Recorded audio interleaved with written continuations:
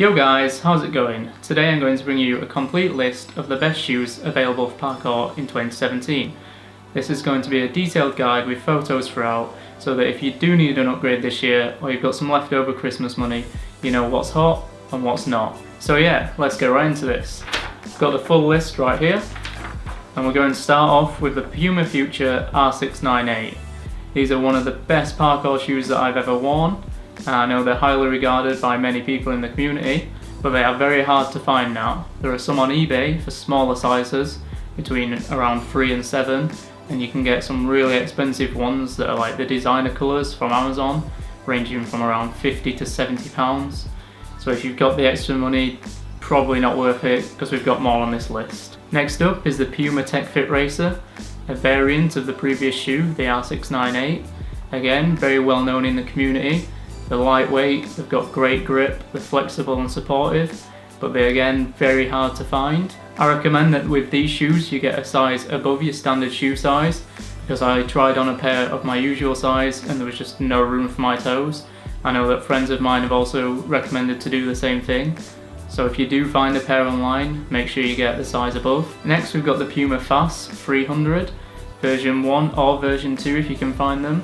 Version 1 is a very original shoe, similar to the R698. They actually have the exact same sole, so very good, highly recommended. Looking down the list, we've got more Pumas. We're starting off with the best, of course. Puma Cabana Racer, or Puma Cabana Racer II, or number 2. These are going back many years, and again they'll be very hard to find, just like the Faas. But they are so worth it if you can pick up a pair off of eBay. The great thing about these shoes is that they have a thin sole and amazing grip, so they're very good for learning technique. There's a couple of variants, starting with the Puma Field Sprint. I tried on a pair of these and for me they didn't feel right, they were too narrow in their width, but if you can find a pair on eBay or a similar site, they're probably worth picking up. And another shoe is the Puma ST Runner. I've not personally worn this shoe, but I've got friends that are still wearing them to this day and still highly recommend them. I know you can find them quite easily on eBay or Sports Direct or any sports website, so they're definitely worth picking up and trying out. The final Puma variant is the Narita V2. These are again quite hard to come by, but they are similar to the R698 and the Faas 300, so a thin sole, great for technique. They're a newer version called the Puma Narita V3. I've seen a few of them around, so if you can get those, they're probably worth picking up and trying out. The great thing about Puma is that they bring out new shoes and try different models, so if you do have a store near you, it's great because you can go and try them on, but it does mean that more original shoes get discontinued over time, which makes them harder to find, so let's move on to the next brand. Looking into Nike, we'll begin with the Nike Air Vengeance. This is a shoe that I'd highly recommend. It's flexible, supportive and has great grip, and also looks quite stylish, but again they are very hard to come by. So we can move on to the Nike Air Vortex. These are a similar shoe, hard to come by, slightly more available, but they do have a thicker sole, so that's something to bear in mind if you are looking at these shoes. I also know that Nike has some newer models, one of which is the Nike MD Runner 2. This is similar style to the 2 previous shoes mentioned. It has great grip, great support, but I would suggest trying them on first if you can, because it has a slightly thicker sole, and so you want to make sure that it's to your taste. Moving on, we've got Adidas, starting with the Adidas Adistar Racer. This is a very good shoe, highly regarded in the community, has a thin sole, so again great for technique. I know that this shoe is still quite easy to find, especially on eBay. It ranges for around 40 or 50 pounds. So if you've got the extra money, it's probably worth picking up a pair up before they're all gone. Another pair of Adidas, which is widely worn by many people now, is the Adidas Essential Star 2. I recently got myself a pair for under £40, and they do feel like they're going to make a great shoe. They've got great grip, great support, but the interior sole is hard. It's going to take a while to break in, but I'm sure after that they'll be fine. Some easy variants that you can find online or in store is the Adidas Galaxy. I've not personally had these to try them, but when I did try them on, they did seem alright. They probably need wearing in, same as the Essential Star 2. There is also the Adidas Supernova. Now for me, these weren't great, they didn't feel like they'd be very comfortable. They're a bit more bulky, So if you can, get to a store and you should be able to find these and try them on first. Next up, we've got the Reebok Classic. You'll want to make sure that you find the right pair of these shoes because there are many variants. If you look online or in store, you should be able to find these shoes quite easily. They do range for around £40 to £50, so they are slightly more on the expensive side. But they again, great grip and amazing thin sole, and they do last for quite a long time, so that's something to bear in mind. Coming up next, we've got the New Balance, looking at the U420. This shoe is very similar in style to the Nike Air Vengeance, except it is much easier to find than the Nike Air Vengeance.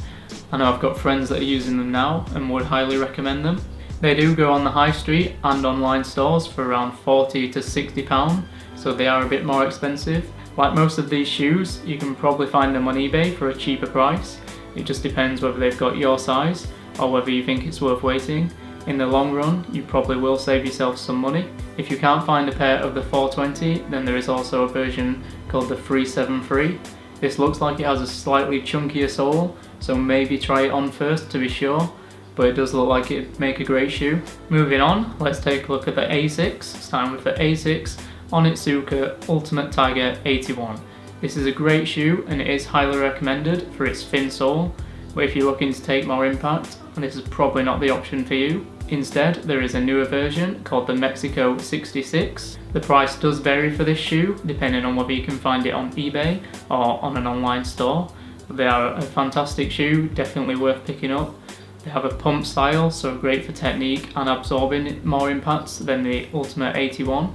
But if you do find that they are too thin, you can move on to the next Asics, the Asics Shore Runner. I've not had a chance to try these out myself yet, but I know that they are recommended throughout the community. They're lightweight and they're flexible, but the sole is made up of different sections of rubber, and I know that they can flake off, so just bear that in mind if you are going to try out this shoe. The final shoe from Asics is the Asics Gel Lyte, or the Gel Lyte 2. Personally, I have not had a chance to try these out, and they do look like they may have a thicker sole, but I have seen people use them and have great results, so it's one to bear in mind. The next shoe that has progressed throughout the years comes from Kalenji, looking at Kalenji Ekiden or Kalenji 1. These are a great pair of shoes. They're cheap, reliable and have great support. The only problem that you may find is that the sole is made up of different pieces of rubber, so they may come off in due time, but you can find them online for between £10 to £15, so in the future you could easily replace them. Moving on, let's look at the K-Swiss, the K-Swiss SI18. For me personally, they were too bulky and I wore them more as a casual shoe than as a training shoe, but I know that some people refer to them as their favourite. Either way, they are very hard to come by, so if you can find them, maybe it's just worth picking them up to see what you think. Coming from the Asics Mexico 66, let's take a look at some shoes which are similar in style to skate shoes, starting with the Puma Suede. These have a flat sole, so I wouldn't recommend them for beginners, because you need to learn how to use your toes and the ball of your foot. If you are confident enough, then maybe try them out and see what you think. Other similar shoes include Converse and Nike Suedes. These again have a flat sole, so personally I wouldn't recommend them, but you can try them out and see what you think. Finally, we'll take a look at some Parkour branded shoes, beginning with Olo. I've not tried these myself, and I know they've got quite mixed reviews. Apparently they are really good on all surfaces except rails, so that's definitely something to bear in mind, but they are quite easy to come by. You can buy them from the store, and maybe it's worth picking them up online and trying them out. Next we've got the WFPF shoes. There's a lot of different variants of these and I've not tried them out. I know they recently made more thinner sole style rather than the bulky ones which they originally had, and they didn't really appeal to me. But again, they are reliable and look like they'd make a decent pair of shoes. The final pair of shoes on the list is the Freerun Volts, the 360 or the 720. Now I've not had a pair of these myself, so I don't know how they perform, and there's not many reviews online. They do have a reasonable price on them and they look like a decent running shoe. They remind me of the Nike Darts, which were okay back in the day, but there are better shoes on this list. I know that their shoe took several years to design and make, so if you do choose to buy it, you can support them and also represent their brand, similar to Olo or WFPF. But I feel like the shoe is similar in style to the Kalenji, so maybe in due time the sole may start to tear up.